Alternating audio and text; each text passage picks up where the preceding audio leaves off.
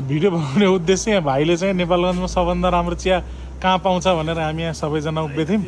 सबैको personal view लिँदैछौँ र के अरे कमल तिम्रो फेभरेट टी तिमी भन न यार किन क्यामेरा हुने बित्तिकै लाज मार्न लागेको होइन सबभन्दा राम्रो चाहिँ नेपालमा सबै ठाउँमा खान्छ होइन। अब मलाई नेपाल के अरे हाम्रो चियागञ्जको चाहिँ त ऊ छ त हाम्रो के अरे एप्पल टी त्यो छ कि एप्पल टी भन्ने थाहा छैन त्यो चाहिँ बहुत बवाल आउँछ फ्लेभर त्यो राम्रो लाग्यो प्लस अब हुन्छ नर्मल एप्पल टी यो टी भन्दा नि नर्मल चिया चाहिँ सबभन्दा राम्रो आएको हाम्रो कारखानामा छ कि एउटा हाम्रो 14 त्यहाँको पसल कहाँनिर ठ्याक्कै केसी कन्डिसनको ठ्याक्कै साइडमा केसी र चौधरी त्यो हाम्रो अच्छा हो ठ्याक्कै त्यो मलाई दामी लाग्यो कि त्यहाँको दामी लाग्छ कि मस्त अरूले ट्राई पनि गर्न सक्छन् होइन भिडियोको हेल्पबाट जो चिया लभर हुनुहुन्छ ल हाम्रो अर्को करण चाहिँ मन परेको भनेको दुई ठाउँको हो। एउटा चाहिँ अलि नजिक आउनु न यार किन टाढा हुनुहुन्छ तपाईँ। एउटा चाहिँ काना डेरी ठ्याक्क काना डेरी भनेपछि बिबी चोकको त्यो मुक्तिपुर जाने बाटो वाणिज्य ब्याङ्कको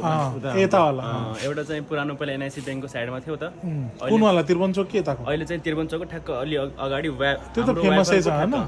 त्यहाँ पनि राम्रो छ। दुई ठाउँ चाहिँ बेस्ट छ। बेस्ट सुजन के छ मैले चिया एकदम खाँदै खान्न हेर त्यो यो क्वेसन मलाई चाहिँ नगर त्यस्तो छैन के नारायण अब तिमीले क्वेसन त गर्यौ तिमीले पनि पक्कै खान्छौ होला क्वेसनको डेभलप अलि जोरले बोले टिप्पर आयो यार मलाई चाहिँ खासमा मेरै घरको मन पर्छ होइन तिम्रै घरको राम्रो उत्तर दियो यार तिमीले। र यही बिच हामीले बुढाथोकी डेरी उद्योग बसपा निरलाई पनि प्रचार गऱ्यौँ ल त्यसो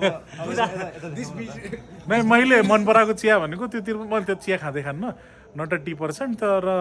अस्ति न यत्तिकै बसेको बेला अस्ति नै के लगभग 7-8 महिनै भयो बिल्डर्स क्याफे के क्याफे भन्ने थियो त्यो त्रिभुवन चोकको हामी बिपी चोक निस्किने बाटो छ नि त्यहाँ त्यो म्याउ पेट सपको साइडतिर वरिपरितिरै हो लेफ्ट साइडमा त्यहाँको चिया चाहिँ भवालै थियो। तिम्रो के पर्छ अब चाहिँ अब ठ्याक्कै अब नेपालमा सबै ठाउँमा उसले के अरे हाम्रो करणले भने जस्तो र मैले भने जस्तो चिया खान मन छ भने टक्क अब हाम्रो नयाँ क्याफे खुल्नु ला त्यो बारे जानकारी मैले अर्को भिडियोमा दिन्छु है।